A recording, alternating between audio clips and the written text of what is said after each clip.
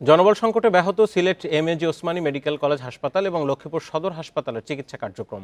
ওই দুই হাসপাতালে চিকিৎসক, নার্স, কর্মকর্তা, কর্মচারী মিলিয়ে প্রয়োজনের তুলনায় শূন্য কয়েকশো পদ। জনবল সংকটের কারণে কাঙ্ক্ষিত সেবা থেকে বঞ্চিত রোগীরা। হাসপাতালের পরিস্থিতি জানাতে এই মুহূর্তে লক্ষ্মীপুর থেকে সরাসরি যুক্ত আছেন সহকর্মী আব্বাস হোসেন। আব্বাস, আমরা প্রতিবেদনে দেখছিলাম যে লক্ষ্মীপুর সদর হাসপাতালে চিকিৎসক সংকট, জনবল সংকট। একটু জানাবেন, প্রতিদিন আসলে যে ভোগান্তি হচ্ছে এটা তো দীর্ঘদিনের। সমাধানের কি কি পদক্ষেপ নেওয়া হয়েছে? নতুন সরকার ক্ষমতায় এসেছে, বলবেন।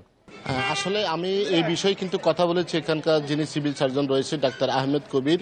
তিনি যেটি জানিয়েছেন, তারা ইতিমধ্যেই জনবল চাহিদা আছে, তারা কিন্তু ইতিমধ্যে মন্ত্রণালয়ে একটি আবেদন করেছেন এবং সেই অনুপাতে তারা যে চাহিদাপত্র দিয়েছেন, তারা বলছেন যে হয়তো খুব অল্প সময়ের মধ্যে কিন্তু এই যে চিকিৎসক সংকট বা নার্স সংকট বা অন্যান্য যে পদে সংকট, সেগুলো হয়তো পূরণ করা হবে এমনটি জানিয়েছেন। তবে আমি একটু বলে রাখি, 2021 বছর আগে যে 50 শয্যা যে হাসপাতালটি 100 শয্যা করা হয়েছে, আসলে 100 শয্যা করা হলেও এখন পর্যন্ত 50 শয্যা জনবল দিয়ে কিন্তু এই হাসপাতালের কার্যক্রম চলছে। যেখানে 154 জন যে জনবল থাকার কথা, সেখানে আছে 104 জন, আর 50টি পদে দীর্ঘদিন ধরে খালি। এর মধ্যে আমরা সিনিয়র কনসালটেন্ট, চক্ষু, নাক কান গলা যেই চিকিৎসক রয়েছেন এই সহ 10টি পদ দীর্ঘদিন খালি রয়েছে। পাশাপাশি যে স্টাফ নার্স রয়েছে 28 জন থাকার কথা, সেখানে 23 জন খালি রয়েছে। অর্থাৎ প্রত্যেকটি পদে এই খালি থাকার কারণে তারা চিকিৎসা সেবা দিতে গিয়ে হিমশিম খাচ্ছেন। এমনটি এখানকার রোগী যারা রয়েছেন তাদের সাথে আমরা কথা বলেছি, স্বজনদের সাথে কথা বলেছি।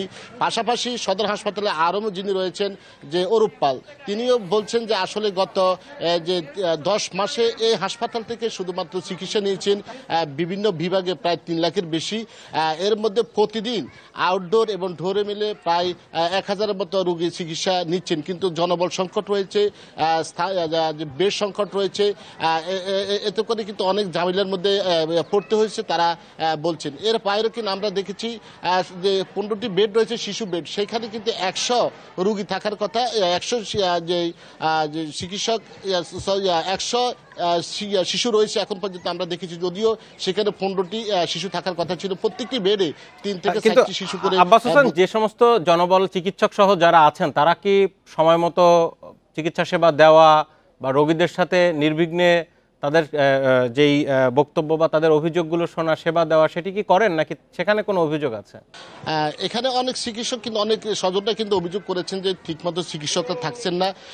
যে বিভাগে চিকিৎসক থাকার কথা সকাল 9টা আসার কথা, অনেকে 11টা আসেন, অনেকে 10টা আসেন, আবার অনেকে আগেও চলে যান, এমনটি বলছেন। কিন্তু আমরা কিন্তু যদি একটু আপনাকে দেখাতে চাই যে সদর হাসপাতালে যে আমরা এখন যে বাইরে রয়েছি, এখানে কিন্তু অনেক রুগী রয়েছেন, কিন্তু বাইরেও রয়েছেন। তারপরে অনেক রুগীর যে স্বজনরা রয়েছেন তাদের সাথে কথা বলে তারা যেটি জানিয়েছেন, আসলে প্রত্যেক দিনে তাদের এই দুর্ভোগের কথা তারা কিন্তু যে জানিয়েছেন যে কর্তৃপক্ষ, কিন্তু আসলে এখন পর্যন্ত যে কোনো ব্যবস্থা সেটি কিন্তু নেওয়া হচ্ছে না। তবে আমরা এখানে যারা স্বজন রয়েছেন তাদের সাথে আমরা অনেকের সাথে কথা বলেছি, তারা কিন্তু যেটি জানিয়েছেন যে তারা বলছেন যে যদি দ্রুত সময়ের মধ্যে যদি এই সংকট দূর করা না হয়, তাহলে হয়তো এই সংকট আরো সামনে আগাবে, এমনটি বলছেন।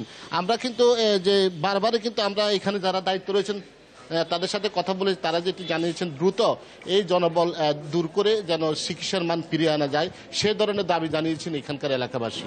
জি, লক্ষ্মীপুর হাসপাতালের জনবল সংকট এবং ভোগান্তি নিয়ে জানাচ্ছিলেন সহকর্মী আব্বাস হোসেন।